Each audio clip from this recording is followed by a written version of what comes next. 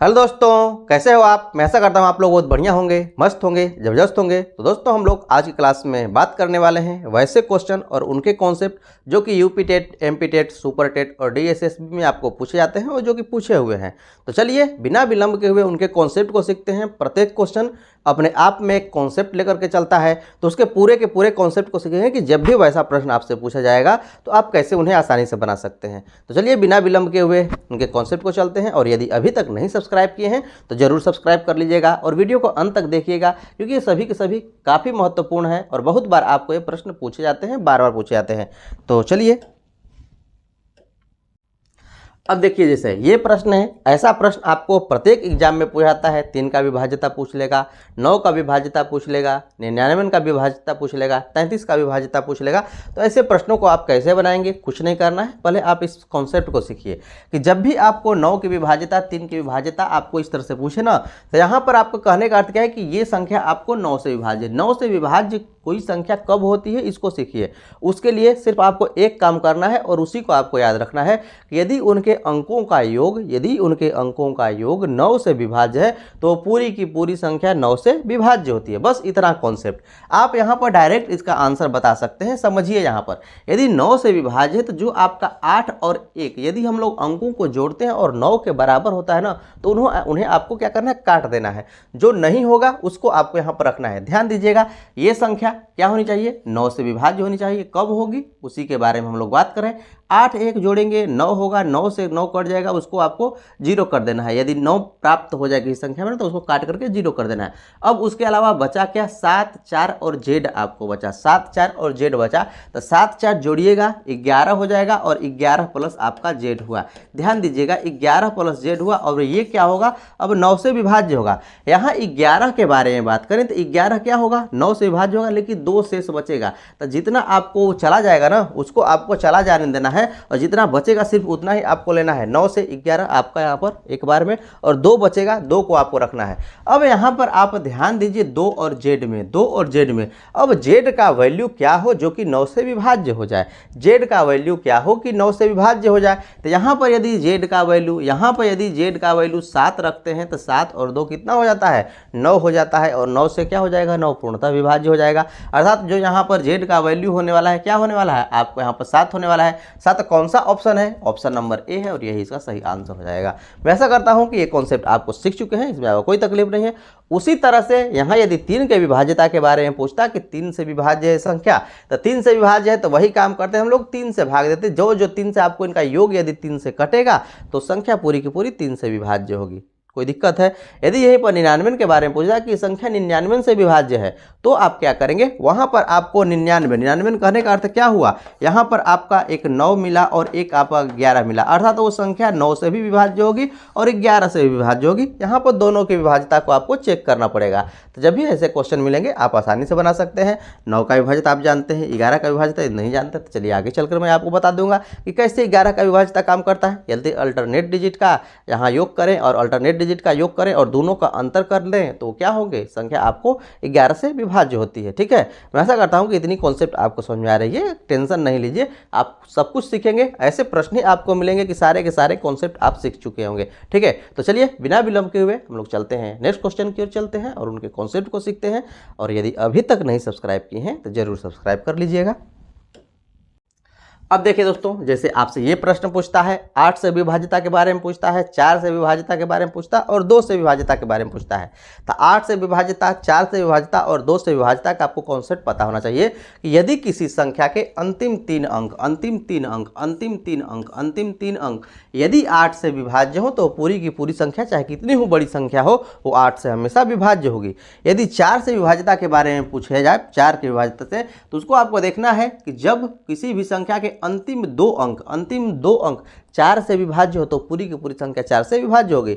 यदि आपको 2 से विभाज्यता के बारे में बात करना है तो इसका जो इकाई अंक है, अर्थात जो आपको पहली संख्या है उसके बारे में बात करें तो वो यदि आपको 2 से विभाज्य हो या फिर 0 हो, 2 से विभाज्य हो या फिर 0 हो तो पूरी की पूरी संख्या 2 से विभाज्य होती है। इतना तो कॉन्सेप्ट आपको समझ में आ गया। अब आपको इसमें चेक करना है कि 8 से विभाज्यता कौन सी संख्या 8 से विभाज्य है, इसी को आपको बताना है। यहाँ देखिए 240 8 के 24 ये 8 से विभाज्य है। यहाँ पर इससे भाग दीजिए, इसमें आप भाग दीजिएगा 8 से 128 में, तो भाग दीजिएगा तो कितना आएगा, ध्यान दीजिएगा यहाँ पर 8 और 4 बचेगा और 48 आ जाएगा, 8 सत्ते 56 हो जाएगा, यहाँ पर 48 है, ठीक है ना, 8 7 56, 8 6 48, तो ये भी संख्या क्या होने वाली है, 8 से कटने ही वाली है, तो ये संख्या भी आपको 8 से कटेगी, ठीक है ना। यहाँ पर आप 8 से भाग दीजिएगा 128 में, तो कितनी बार में जाएगा, 8 का 8 जाएगा और 8 6 48, ठीक है ना, 8 6 कितना आने वाला है 48, यहाँ पर 4 आपको बचा ना, 4 और 8 मिलकर के 48, 8 6 48, अर्थात 16 बार में आपको 128 जाने वाला है, तो ये भी संख्या क्या होगी, 8 से विभाज्य होगी। उसी तरह से यहाँ पर भी आप 8 का विभाज्यता चेक कर सकते हैं अंतिम 3 अंक पर, तो ये आपको संख्या विभाजित नहीं होने वाली है, ये संख्या वो क्या होने वाली है, विभाजित नहीं होने वाली है। अब आगे देखिए, आगे इसमें यहाँ पर क्यों नहीं विभाजित होगी, यहाँ कीजिएगा तो यहाँ पर ध्यान दीजिए 38 के 24, ठीक है ना, ये आपको नहीं जाने वाली है, उससे पहले आप कीजिएगा तो आपको यहाँ पर हो जाएगा 14 और 14 और 6 60, जो कि आपको नहीं कटता है, तो ये आपको नहीं कटेगा।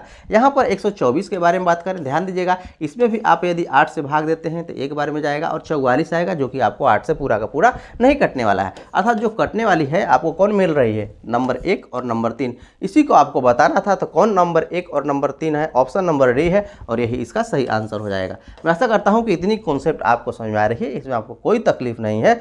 तो जब भी आपको 8 से विभाज्यता के बारे में पूछे, 8 से विभाज्यता के बारे में पूछे, तो अंतिम यहाँ पर ध्यान देना है कि अंतिम 3 अंक, अंतिम क्या करना है आपको, 3 अंक को आपको देखना है कि अंतिम 3 अंक विभाज्य है कि नहीं है। यदि 4 से विभाज्यता के बारे में आपसे पूछ दे तो अंतिम 2 अंक आपको देखना है, क्या करना है आपको, अंतिम 2 अंक के बारे में आपको देखना है। और यदि आपको यहाँ पर 2 से विभाज्यता के बारे में पूछ दे तो आपको इकाई अंक के बारे में देखना है, ठीक है ना, इकाई अंक यदि सम हो तो विभाज्य होगी और नहीं तो 0 हो, यदि सम हो या फिर 0 हो तो संख्या क्या होने वाली है, 2 से विभाज्य होने वाली है। मैं ऐसा करता हूँ कि इतनी कॉन्सेप्ट आप सीख चुके हैं और ये प्रश्न आपको बार बार पूछे जाते हैं, इसलिए कॉन्सेप्ट को आपको सीखना भी चाहिए और जानना भी चाहिए।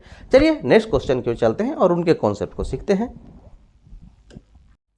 अब देखिए दोस्तों, ये आपका क्वेश्चन है, इसे आप आसानी से बना सकते हैं, ठीक है ना, लेकिन इससे पहले अभी आपको सभी विभाज्यता के बारे में बताया, अब 11 की विभाज्यता के बारे में थोड़ा सीख लीजिए। मान लीजिए कि ये आपको संख्या है 21, 22 और जेड आपके यहाँ पर संख्या है, इसको आपको 11 से विभाज्य होना है, तो यहाँ पर पूछा जाए कि जेड की क्या वैल्यू हो, इसके बारे में आप बताइए कि जेड का क्या मान हो कि ये पूरी की पूरी संख्या 11 से विभाज्य हो। इसके लिए कुछ नहीं करना है, सिर्फ आपको एक कॉन्सेप्ट याद रखना है, इसके बारे में हम लोग बात करेंगे, पहले इसको सीख लेते हैं, उसके बाद इसके बारे में सीखेंगे, ठीक है ना। तो यहाँ पर आपको एक कॉन्सेप्ट याद रखना है कि जब भी 11 से विभाज्यता के बारे में आपसे पूछे तो इसके अल्टरनेट डिजिट को देखना है, ठीक है ना। तो अल्टरनेट डिजिट का वो क्या करना है, योग करना है, अल्टरनेट डिजिट का क्या करना है, आपको योग करना है। और उसी तरह से जो दूसरे अल्टरनेट आपको प्राप्त हो रहे हैं, जो दूसरे अल्टरनेट प्राप्त हो रहे हैं उनका योग करना है। यहाँ तो कोई आपको प्राप्त होगा नहीं, तो इससे आपको कोई मतलब नहीं, जितना प्राप्त हो रहा है उसी को आप देखिए। तो यहाँ अल्टरनेट डिजिट 2 हो जाएंगे और जेड हो जाएंगे, इनका आपको योग करना है, क्या करना है, आपको योग करना है। और आपको क्या करना है, ये अल्टरनेट डिजिट दूसरे हैं तो 1 और आपका 2 हो गया,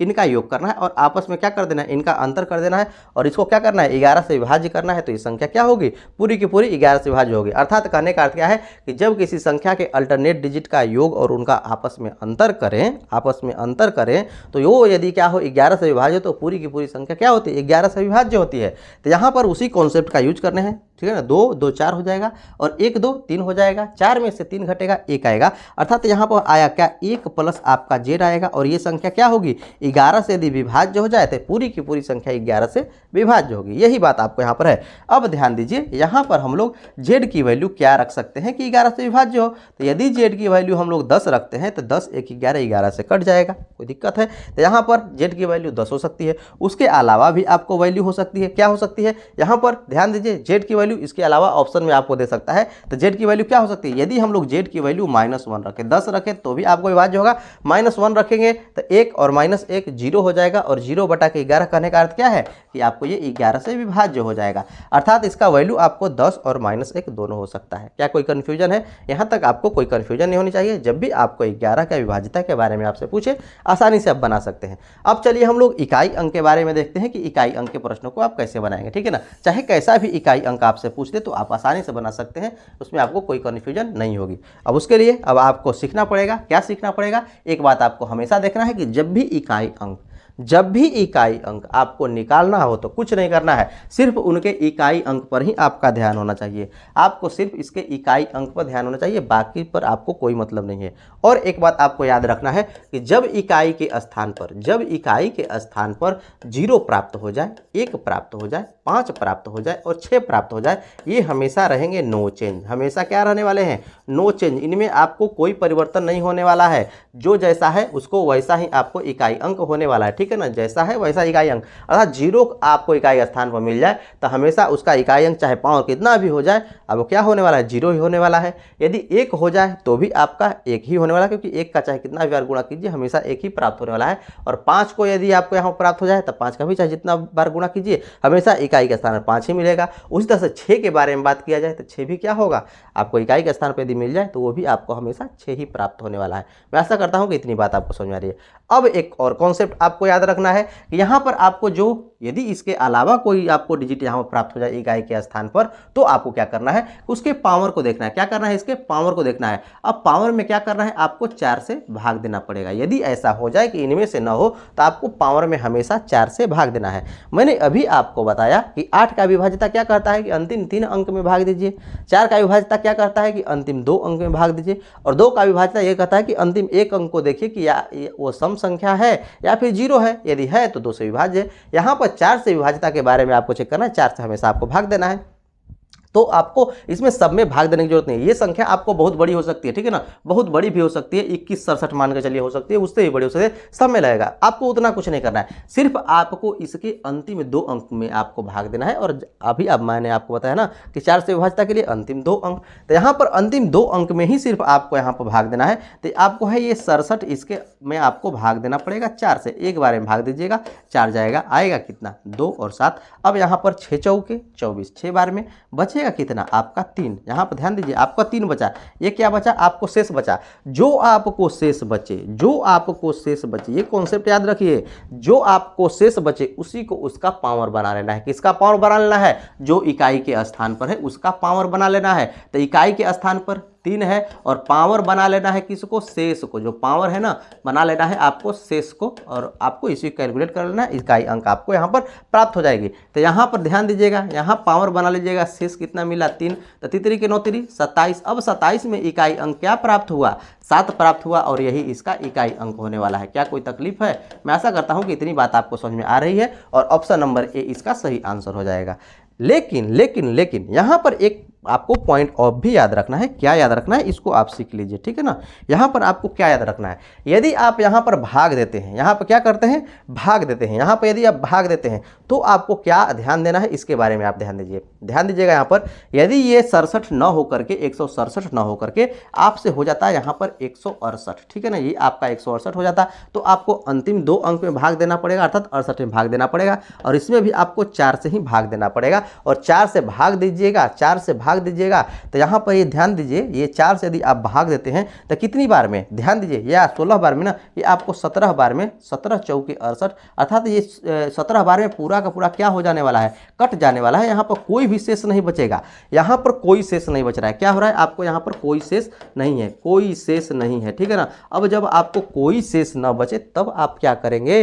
तब उस कोई टेंशन नहीं लेने की बात है। अब एक कॉन्सेप्ट याद रखिए कि जब आपको कोई शेष नहीं बचेगा तो जिससे भाग दे रहे हैं, अर्थात हमेशा भाग किससे दे रहे हैं? 4 से भाग दे रहे हैं, उसी को क्या करना है? उसका पावर बना लेना है। उसी को क्या करना है? उसका पावर बना लेना है। अर्थात जो ये संख्या है, जो ये आपको संख्या है 2153 है ना, इसका पावर आपको यहाँ पर हो जाए 100 मान लीजिए कि, अर्थात चाहे आपका 2168 कुछ भी हो जाए, तो अब आपको अंतिम 2 अंक में भाग देना है। 2 अंक में भाग दीजिएगा, पूरा का पूरा कट जाएगा, तो आएगा क्या? शेष 0। तो जब शेष 0 आ जाए तो उस स्थिति में जो इसका इकाई अंक है उसको लेते हैं और जिससे हम लोग भाग देते हैं उसी को इसका पावर बना लेते हैं। क्या कोई तकलीफ है? यहाँ पर आपको कोई तकलीफ नहीं है। तो अब आपका इसका इकाई अंक कैलकुलेट करना है, तो ये आपको 27 और गुना आपका यहाँ पर 3 हो जाएगा। और यहाँ पर 17 के 21 में इकाई अंक कौन प्राप्त हो रहा है? 17 के 21 में इकाई अंक कौन प्राप्त हो रहा है? 1 प्राप्त हो रहा है। तब इसका इकाई अंक क्या हो जाएगा? आपका यूनिट डिजिट 1 हो जाएगा। मैं आशा करता हूँ कि इतनी कॉन्सेप्ट आपको समझ में आ गई है। तो अब आपको जब भी ऐसे प्रश्न मिलेंगे आसानी से उसका इकाई अंक ज्ञात कर सकते हैं, उसमें आपको कोई कन्फ्यूजन नहीं होने वाली है। और ये बात आपको अच्छी तरह समझ में आ गई है। चलिए नेक्स्ट क्वेश्चन की ओर चलते हैं और उनके कॉन्सेप्ट को सीखते हैं। अंत तक बने रहिएगा और यदि अभी तक नहीं सब्सक्राइब किए हैं तो जरूर सब्सक्राइब कर लीजिएगा। अब देखिए दोस्तों, जैसे ये आपका प्रश्न है, इसमें आपसे पूछ रहा है कि एक 3 के पावर a, 2 के पावर माइनस b और 5 के पावर आपको माइनस c का मान ज्ञात कीजिए। आसानी से ज्ञात कर सकते हैं। कैसे ज्ञात करेंगे, इस कॉन्सेप्ट को आप सीखिए, ठीक है ना। यहाँ पर ध्यान दीजिए, ये संख्या है और इसको तोड़ा गया है इसके रूप में, अर्थात 2, 3 और 5 के रूप में ये संख्या ऑलरेडी टूटने वाली है। कैसे तोड़ेंगे, इसी को आपको तोड़ना है। ये संख्या है आपको 2100, आपको यहाँ पर 60 है। इससे पहले बड़ी संख्या से आप भाग दीजिए, बड़ी संख्या से भाग दीजिएगा 5 से, तब 5 के कितनी जा रही है, 20 है, 5 3 आपका 15 होने वाला है, और यहाँ पर 5 दूना के 10, अर्थात ये 5 से कट गई। अब आपको 3 से काटना है, 3 से आपको एक बार से अधिक बार में जाएगी, ठीक है ना। ये आपको 9 से इसे काटिए, 9 से काटिएगा तो कितनी बार में जाएगा, यहाँ पर 9 चौके 36, 9 चौके 36, यहाँ पर आपको मिला क्या, 4। उसके अलावा बचा क्या, 4 और 3, 7 मिला 72 हुआ, तो 9 8 72, अर्थात यहाँ पर 48 बार में गया।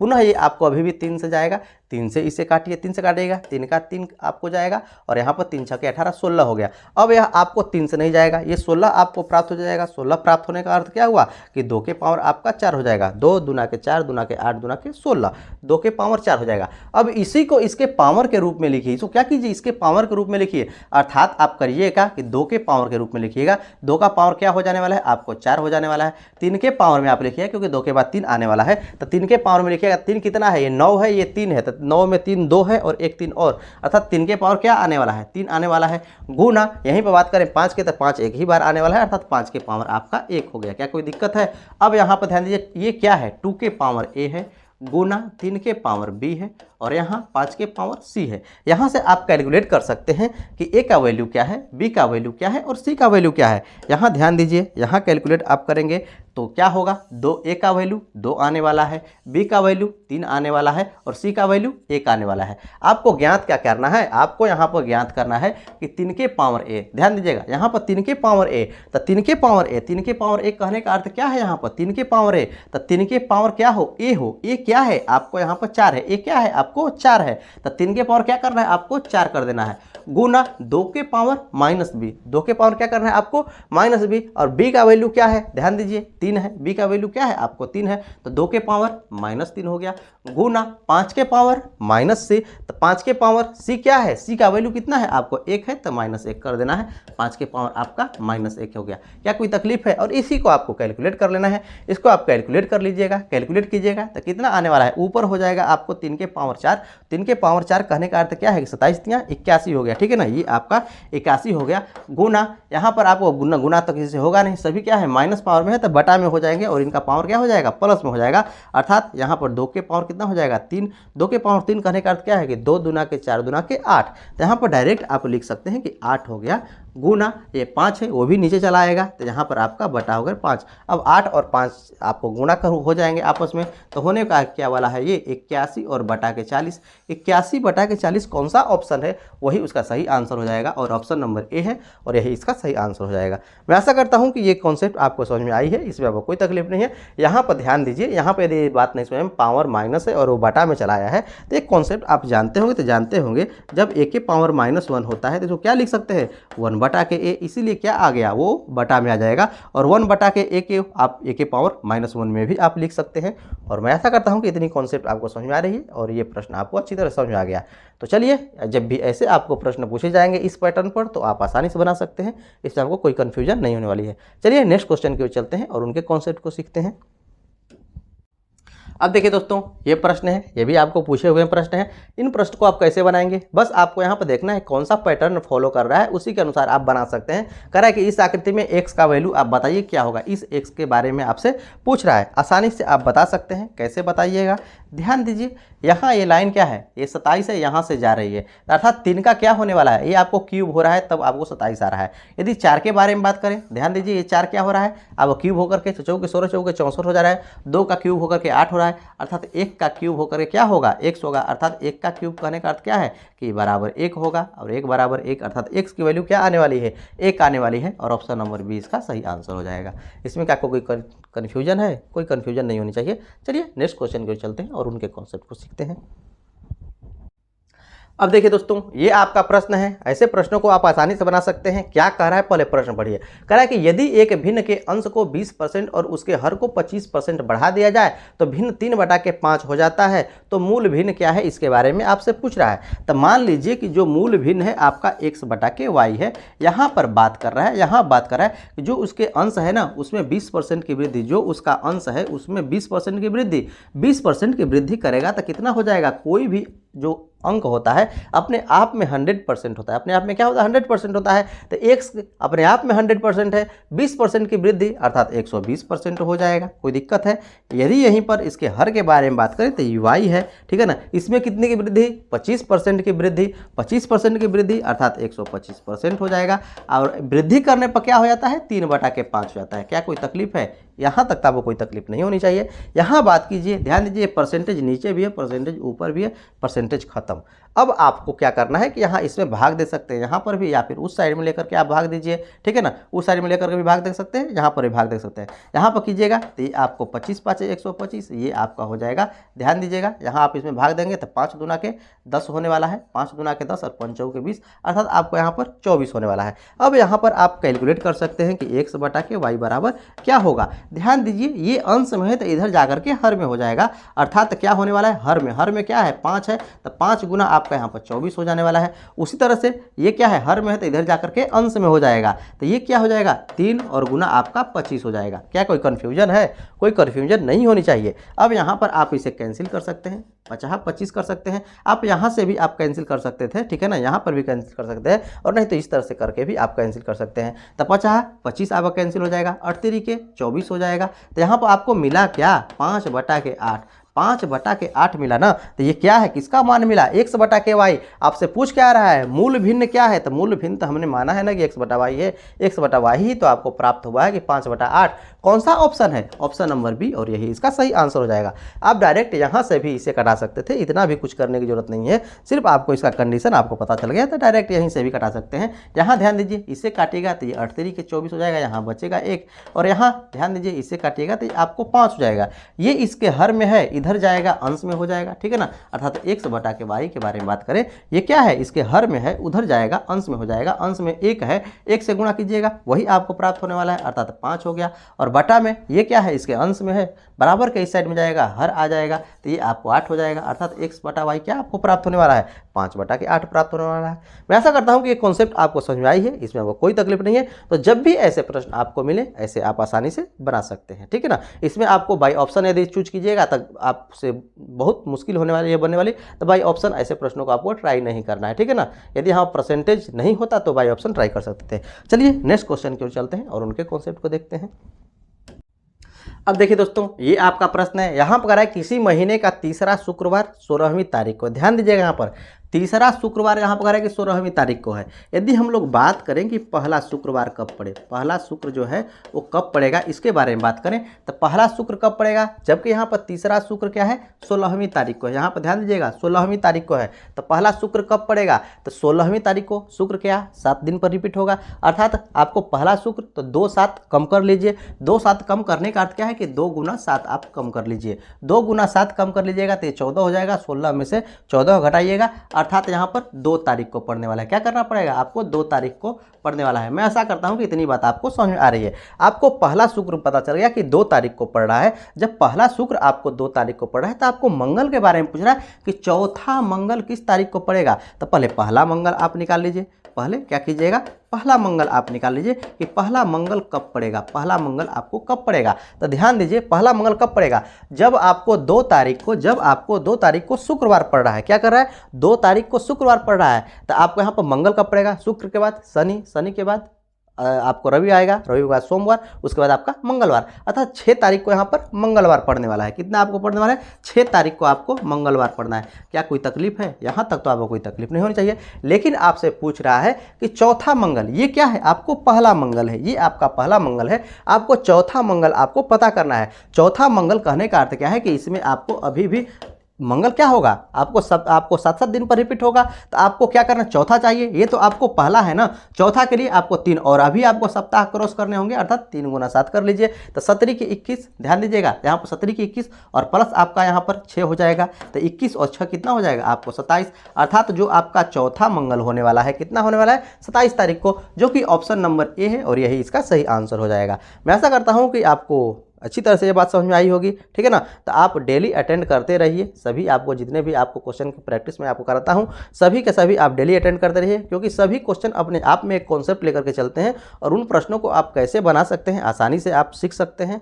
और आपको बहुत तरह के आप प्रश्न करेंगे तो आपका प्रैक्टिस सेट भी एक तरह से मानकर चलिए कि होता रहेगा कि कैसे कैसे आपको प्रैक्टिस सेट में क्या होता है, हमेशा क्या होंगे आपको क्वेश्चन अलग अलग बनते रहेंगे जैसे कि एग्जाम में आपको बनते हैं। तो ऐसे आप यदि प्रिपरेशन करते हैं तो आसानी से आपका हमेशा रिवीजन होते रहेगा, कोई भी चीज़ भूलने और न भूलने की बात नहीं रह जाएगी। इस तरह से एक सब्जेक्ट पढ़े तो दूसरा सब्जेक्ट भूलते जा रहा है, यदि इस तरह से पढ़ेंगे तो आपको सभी आपको जितने भी टॉपिक इसमें है आपको एक ही बार रिवीजन होता रहेगा। और मैं ऐसा करता हूँ कि आपको ये सेशन आज का बहुत अच्छा लगा होगा। यदि अच्छा लगा है तो लाइक से सब्सक्राइब जरूर कर दीजिएगा, और यदि अभी तक नहीं सब्सक्राइब शेयर किए हैं तो अपने दोस्तों में शेयर भी कर दीजिएगा। आज के लिए इतना ही, देखने के लिए धन्यवाद। मिलते हैं इसी तरह के नेक्स्ट इंटरेस्टिंग वीडियो में।